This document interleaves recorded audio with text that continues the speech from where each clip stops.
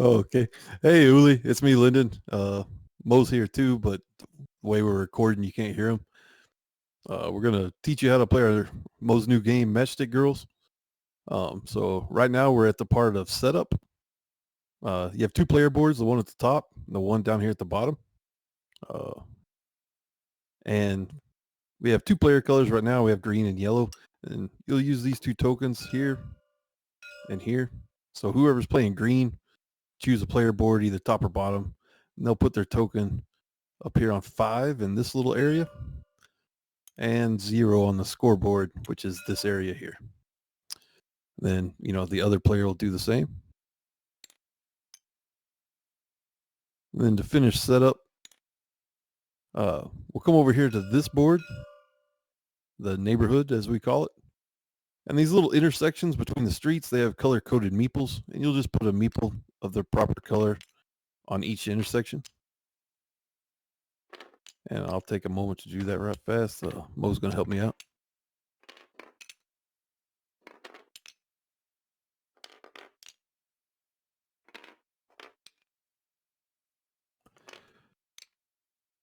Also, to finish setting up the neighborhood, you'll notice that we have all these squares with letters on them. Oh, we left a tile there. And you're going to randomize all the tiles with the same letter on the back. And then you'll put them face up onto all the matching lettered squares. I'll go ahead and start doing the C's. You can put them all out and then flip them over.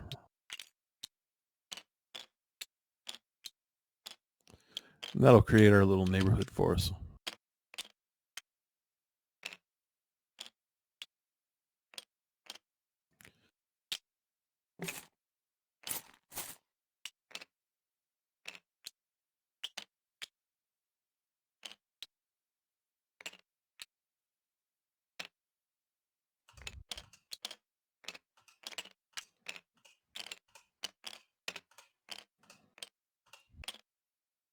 Oh, okay. And you'll see here that each player has a token in their player color to start on the this little black square we call the matchstick factory. And I'll explain all that board, as we're going through the explanation. Now we'll move over here to the round board. This token here designates what round you're in, and it'll, as you go to round 2, you'll advance it till you finally finish by playing round 6 here at the end. If your game goes that long, there are ways to end the game early. Also, we have these stress tokens. These little lightning bolts represent stress, and it comes in 2 flavors. You got red and you got blue. And we'll set up by randomizing those. And they'll come out across this little track here.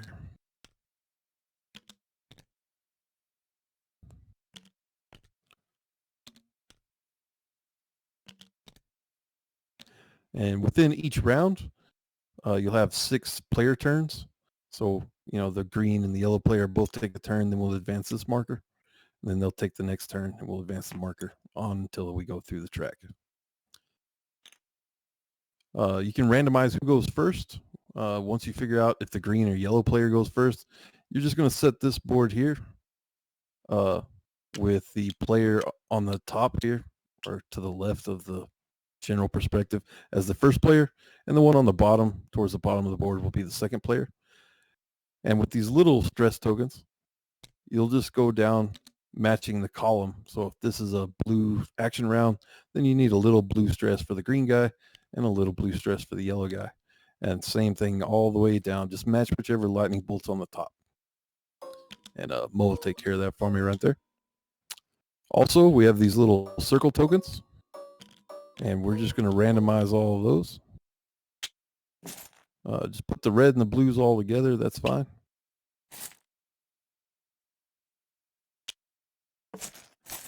Give those a little mix up. And we'll come down and we'll fill these in on the correct color, going left to right as they come out of the randomized bag.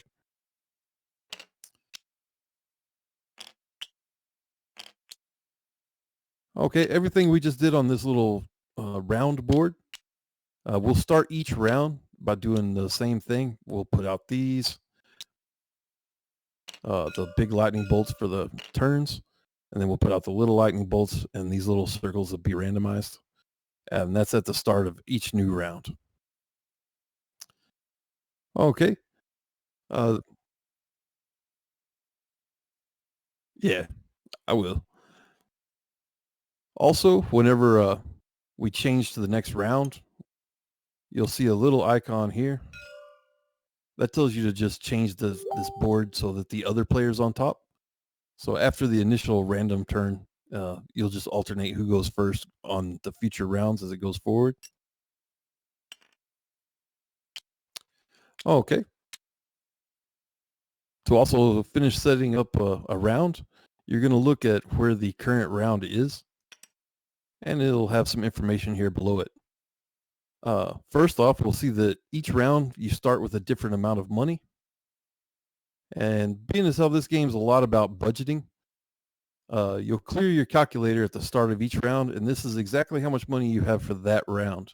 So for round one, we start with the $10 that showed.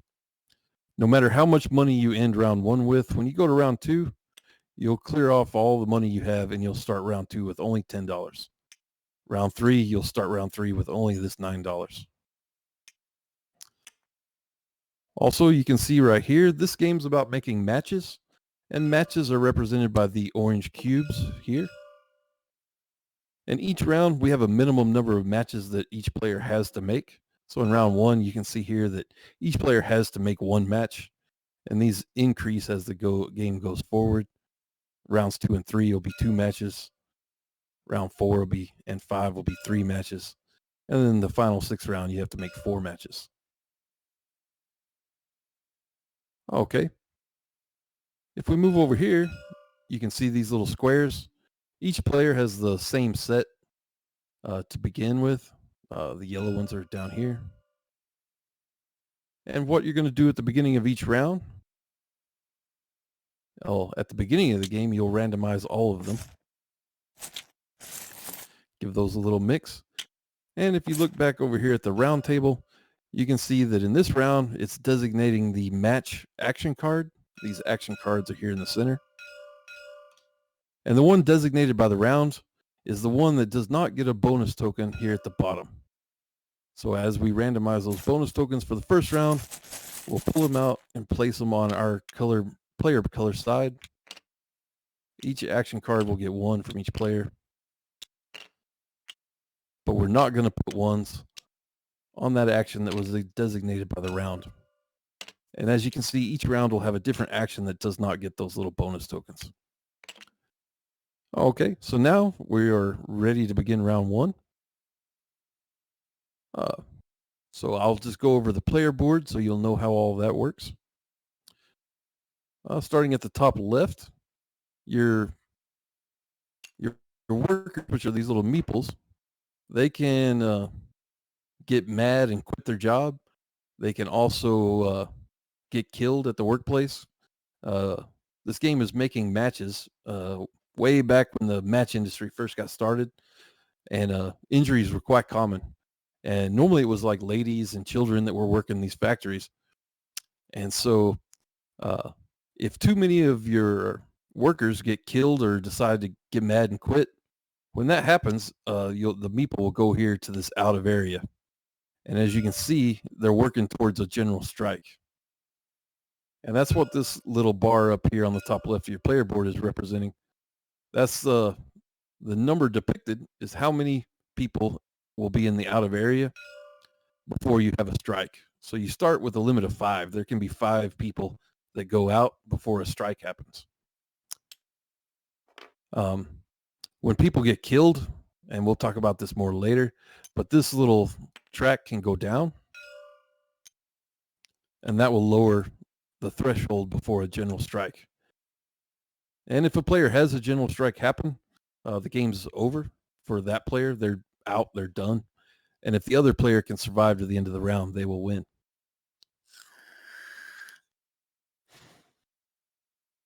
Okay, as you can see, your player board is divided into 4 departments. They have letters to indicate the different departments, A, B, C, and D. This first red department here is where the workers will turn wood into planks. So they're kind of like wood cutters. In the second department, B, they will take chemicals and make white phosphorus for the match heads. In department C, they will turn the planks made in the previous department into little splints, the little matchsticks. And finally, in the final department, D, they will turn the splints, the green things that were made here, and the white phosphorus, the yellow things that were made over there, finally into matches. And the matches that you make each round will, of course, go towards the minimum matches needed for the round. If a player ends up at the end of a round not making the minimum required number of matches, then that player is done. And if the other player survives to the end of the round, they will be the winner. Okay, the way to read these different departments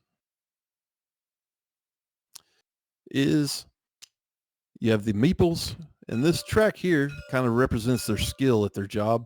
As they go up, they will have a more productivity, a higher output, but they'll also demand more money as wages. The way the red department works is if the meeple was, say, here, they would turn one wood, which would be one brown in storage. And we'll talk about how to get these when we hit actions up in a second. But they would always turn only a single wood, no matter how many wood you have. The red department is going to use one, and they're going to multiply that one by the little hex number below where they're at. And that's how many reds they make. So this guy would turn this one brown into a single red, as you can see right there. And he would demand $1 in wages as compensation for that. So I would subtract that off my calculator. We start the first round with 10. So that would look like that. Okay. The yellow department will turn purple items, chemicals in the storage, into yellow items. And unlike the red department, it's a 1-for-1. And you'll look at the lowest number of items that you have, either chemicals you have in storage or the hex number below where your meeple is. And then 1-for-1, they will trade up to that number, purples into yellows. So for instance, if I was here and they acted, they would turn up to 2 purples, and I have 2 purples, into 2 yellows, and demand $2 in wages that I would take off my calculator. Now, like I was saying, it's the lower of the 2 numbers. So if I only have 2 purple chemicals in my storage, but the hex number is 3, I would still turn up to 3, meaning I only have 2 to trade in for 2, but they would still demand their $3 in wages, even though you didn't get as much out of them as you could have. And the same works the other way. If I had 2 chemicals, but their hex number was 1 for the round, they would trade in 1 chemical for 1 phosphorus. They'd demand their $2, and this chemical would just stay in your storage. And that's how the yellow department works.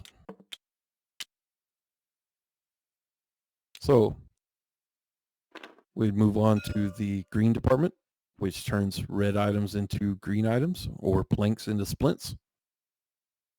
So hopefully, as you set these off, and of course, you'll set them off whenever at the end of a round in alphabet order. But the green department, let's say he was here. Hopefully you'll have a red in storage, either this guy in A just made or from a previous round. And he works similar to the way the red department works. No matter how many reds you have in storage, he will always only use one of them and make his hex number into greens. So if this was the case, he would use one of these reds and he would turn it into 2 greens. You put those in your storage, and then he would demand $2 in payment.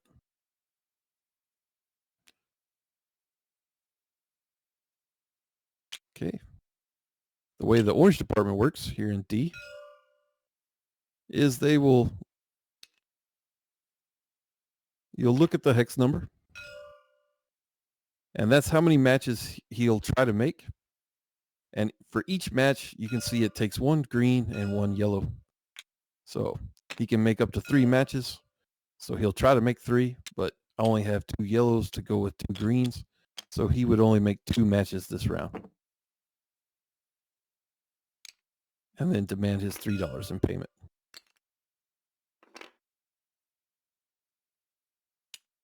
Okay, that's kind of the overview. We'll talk more about it in detail as we go through a round. Okay, so whoever goes first, we'll talk about how to play now. Whoever goes first will choose an action card out of wood, chemicals, plank, splint, white phosphorus, or match.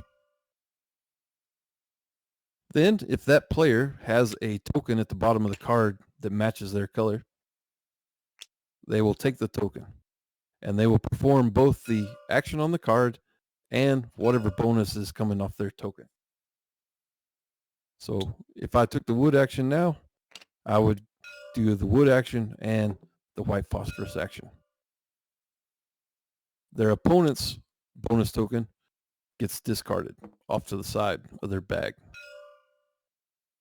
And then I can perform my action and my bonus in whatever order I desire. And we'll go over those right quick. The wood action allows you to take 1 wood and put it in your storage.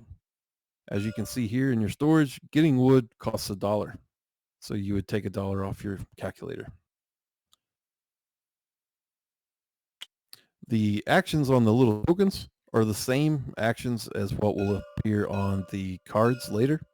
So I'll go over all those as they come up in their cards.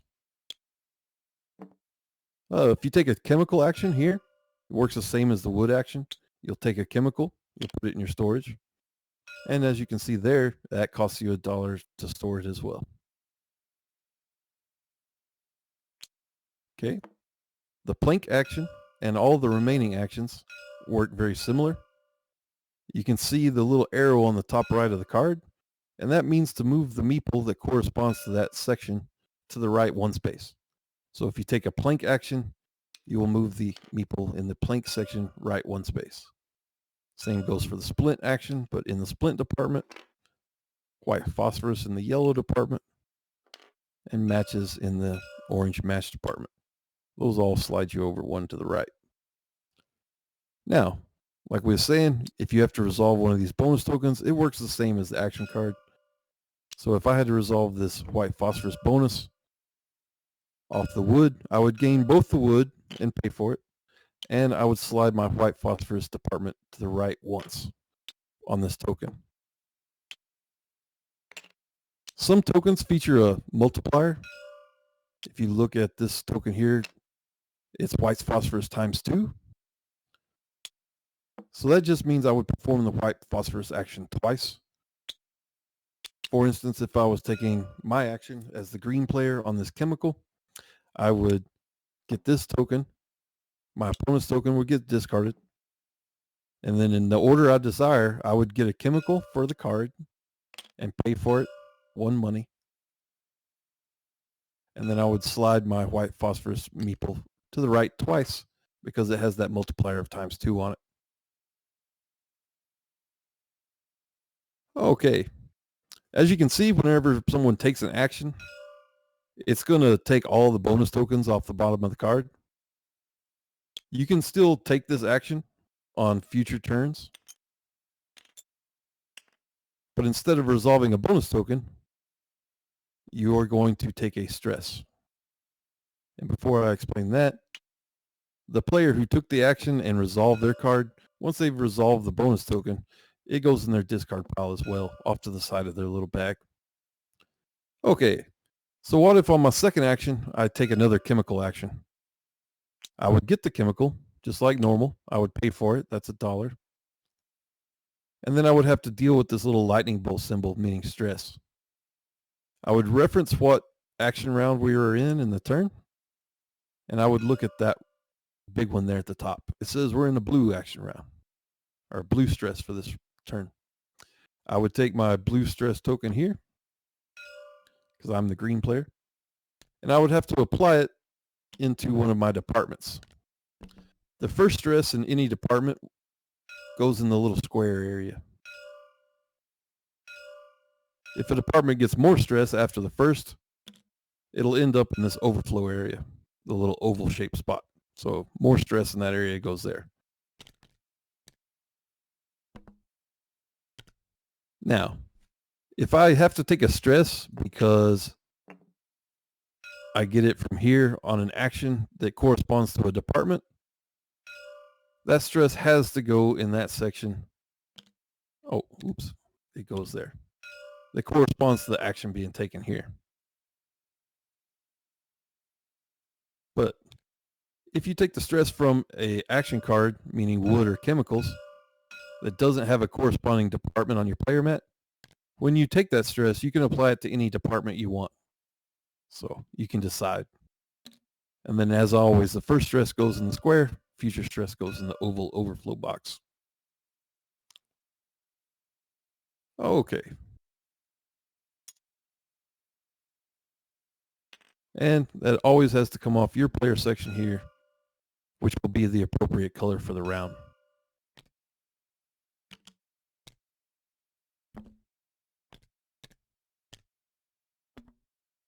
Okay. So you'll go through the round. Green player, yellow player takes their turn, advance the marker, all the way until you finish here.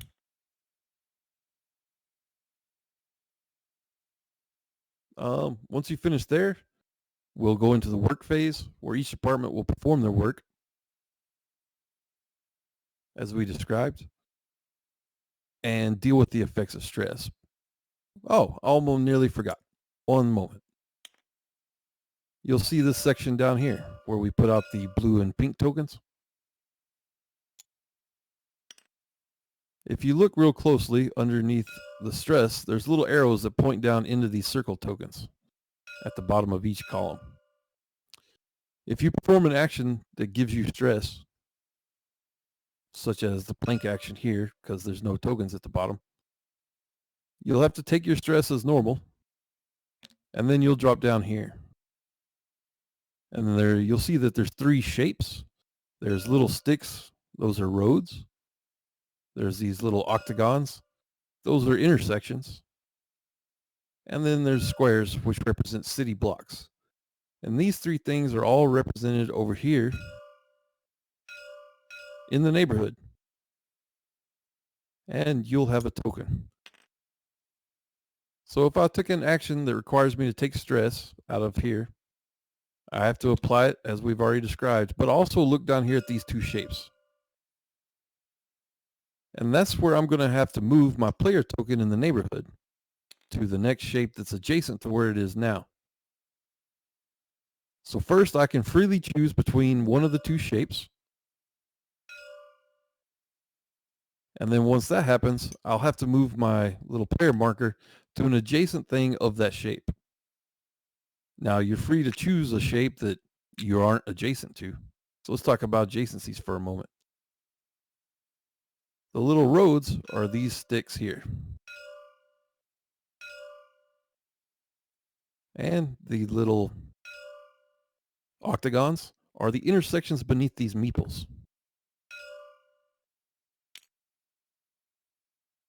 And the squares from over there are these city blocks where we have bonus tokens.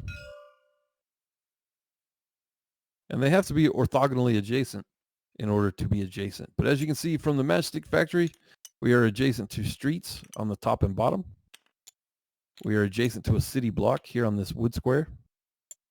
And we're also adjacent to these 2 meeple intersections here and here. So the first stress you take, you can always travel to something. Let's say I travel to a street. I would go here. On a future action, I can travel to a square or a meeple octagon intersection. And as you take stress and you resolve these tokens that you choose, your little player token will move about the neighborhood. If you choose an icon from over here that you cannot move to, like say I chose a stick road from where I'm at now, I would simply not move. Now, you're always free, instead of resolving one of these two shapes, no matter where you're at in this board, you can always choose to go back to the matchstick factory. Okay, the effects of all this in the neighborhood, I'll explain at the end of a round. But first, let's talk about we've made it to the end of the round, and now each player has to set off each department in their factories, making them perform work and paying their wages. Let me give myself some money.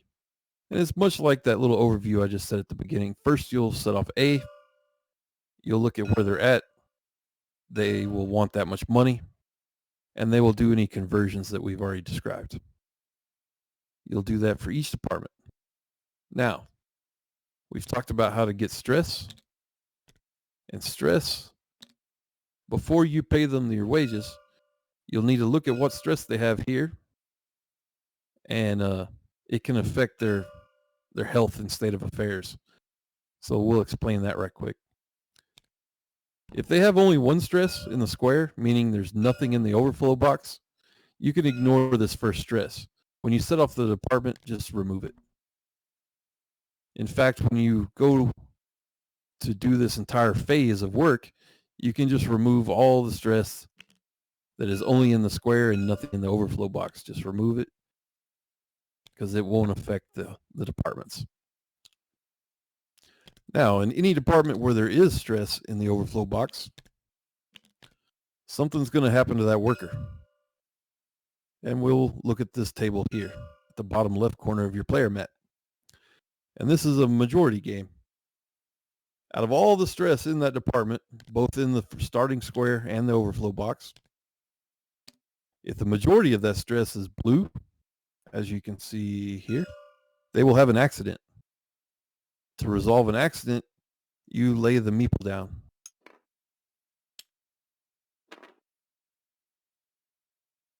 As you can see on the bottom right of your board, laid down meeples, you'll pay half their wages rounded down.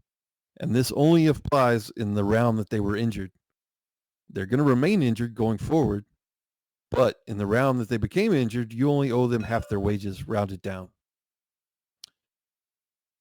And once you finish dealing with this department, you would remove the stress. Now, no matter what happens to the meeple, they will always perform their work at full capacity. Their state of health only determines how much you have to pay them. Okay. If the majority of the stress in that department was red, let's say it looked like this, then as you can see here, that employee is going to get mad and quit. As you can see over here, if they quit, you don't have to pay them. They'll perform their work at wherever they were at full capacity, but you'll pay them nothing for that round. Then once they perform their work, the meeple goes into the out of area. And as we talked about earlier, you only have a threshold of so many meeples in that area before you're done and all your people go on strike.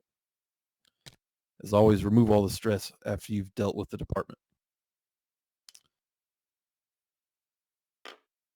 Okay. If when you need to work the department, as you can see here, if there's no majority,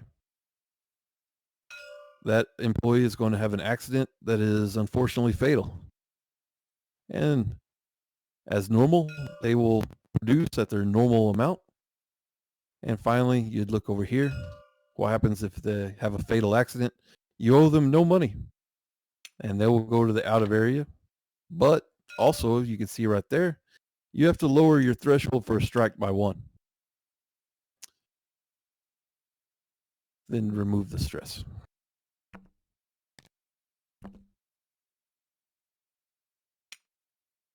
Okay, one final thing on stress. If they were already injured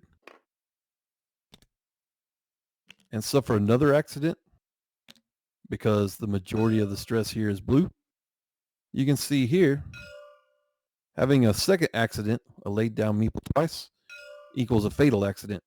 And you would resolve it just as you would the fatal accident like we just described. You'll go through each of your departments, performing their work, dealing with their stress, paying their wages.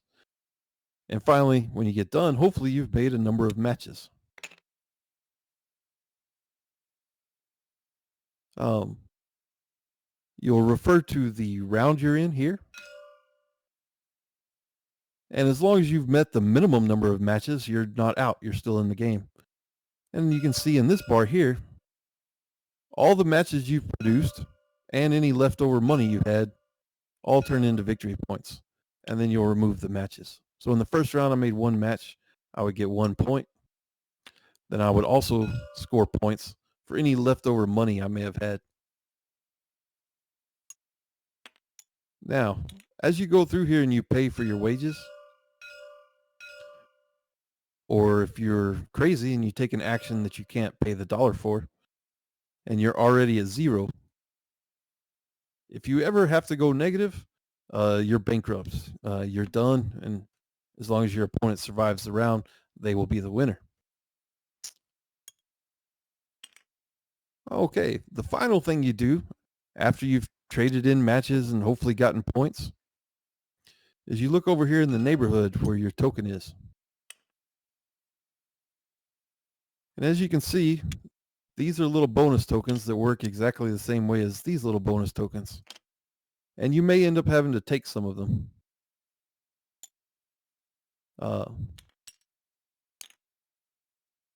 And however many you may have to take is equal to how many matches you produced that round. So if I only made one match, then I only may have to take one of these little tokens. And what you do is you look in the top right corner of the token and you'll see a resource. As long as you have that resource in your storage area, then you'll have to take the token and put it in your discard pile.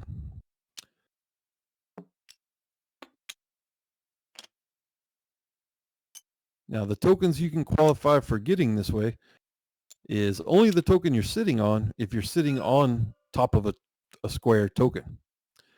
If you're on a street, you're adjacent to 2 tokens. And you may end up having to take both. If you made 2 matches that round, you'd have to take up to 2 tokens if you're able, as long as you also have the little resources in the corner to qualify for picking them up. If, for instance, you qualify for 2 tokens, say I'm on this street here, between this tile and this tile, you can see that both tiles require a brown wood token being in your storage. You would need 2 wood tiles in order to take both of them, or 2 wood cubes here in storage in order to take both of them. If I only had the one, I could pick which one of these I wanted. Let's say I wanted this one, and then I would not qualify for the other one because I didn't have a second wood in storage. And it's the same way for any of the other resources. Yeah, and you don't lose that wood that qualifies you for the token. You just had to have it in storage. You get to keep your wood and it stays there.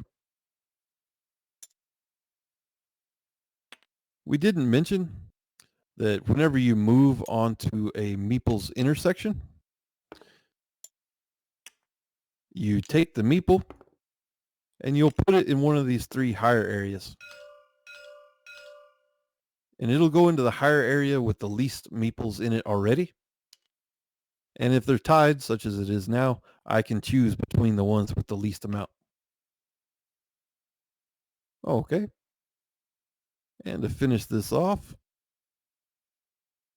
once you've dealt with any tokens you may need to pick up based on where your action marker there is, and matches sold and resources acquired, finally, you can't leave a department with no meeples there.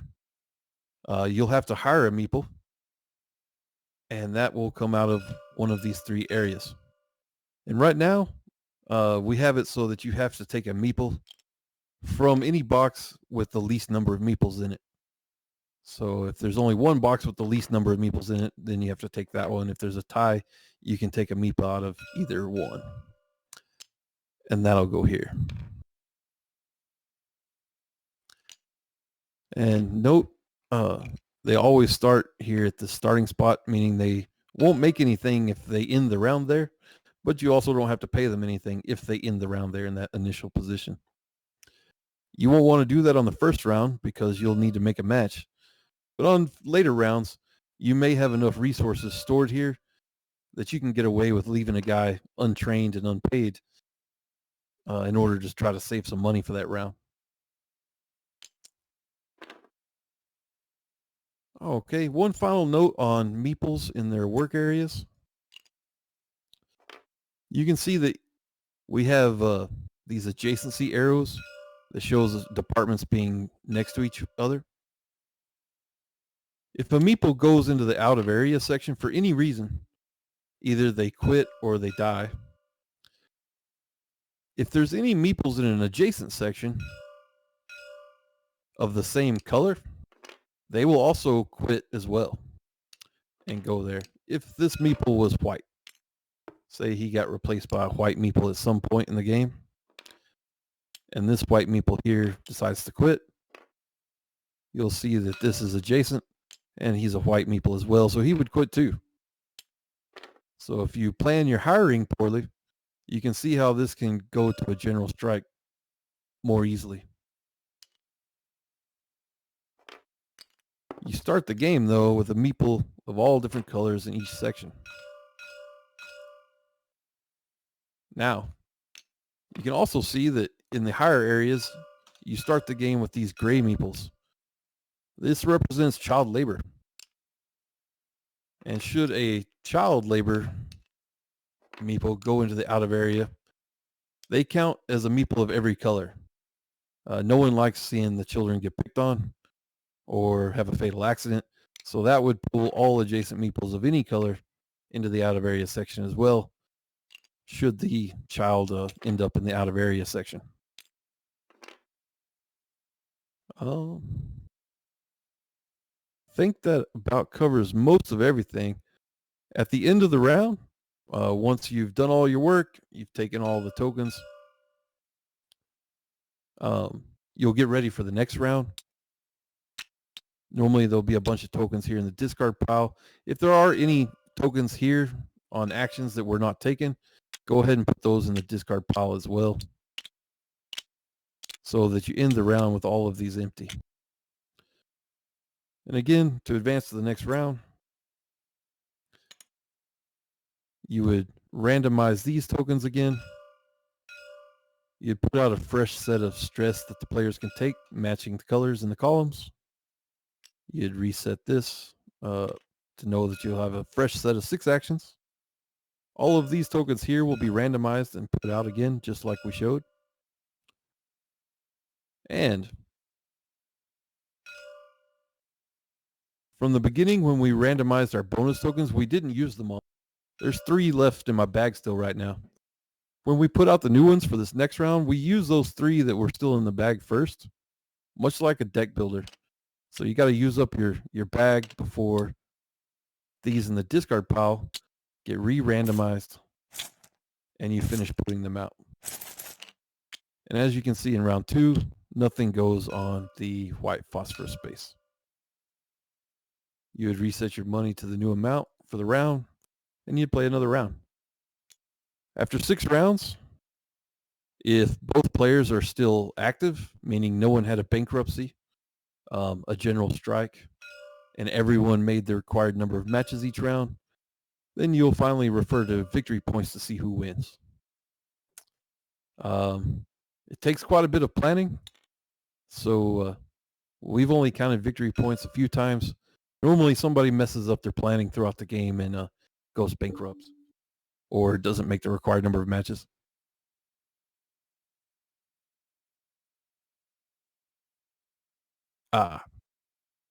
Yeah, Mo just chimed in to remind me about this spot here.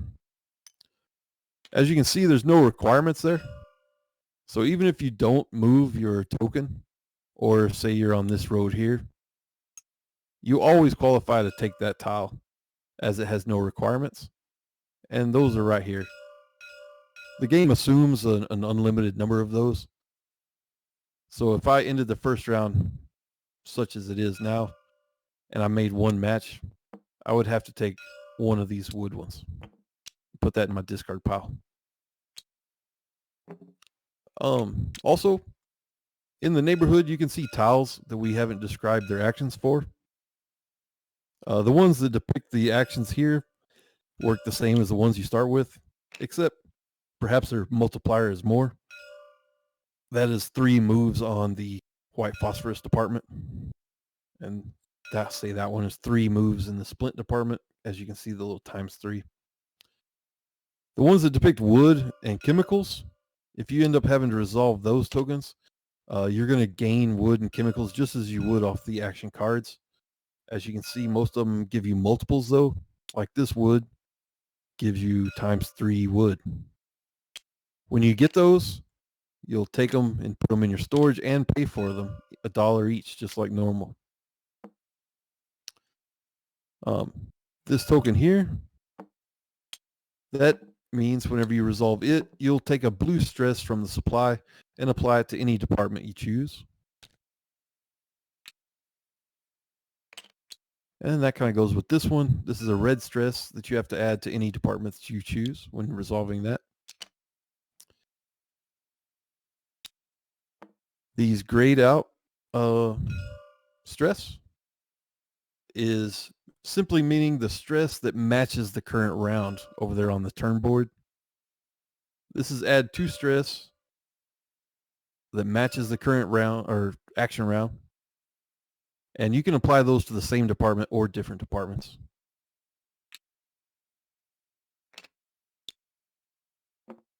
This is take a stress off of a department, any department, but that stress has to match the current round's stress color. And these are always must. So if this is on an action and you must resolve it, but you don't have a stress in a department that matches the current action round stress color, you can't take this action at all. Hopefully your opponent will take their action and clear off this token for you.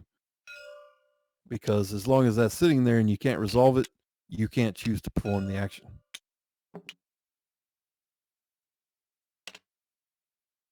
Oh, okay. We have this action here. That one increases your threshold for a strike. So say you had a fatality and it dropped down, you can increase it by once every time you resolve this bonus token. But it does cap out at 5. Again, meaning if you try to resolve it and you can't accept that +1 because you're already at 5, you can't take the action to resolve the token until your opponent hopefully gets rid of this token for you. This one's quite easy. You gain 1 money. Just add it to your calculator for the round. These with black arrows. The line at the bottom just shows you the bottom of the tile so that you know that the 2 arrows point to the right. This is choose a department and move it 2 spaces to the right with the meeple, for instance, like that.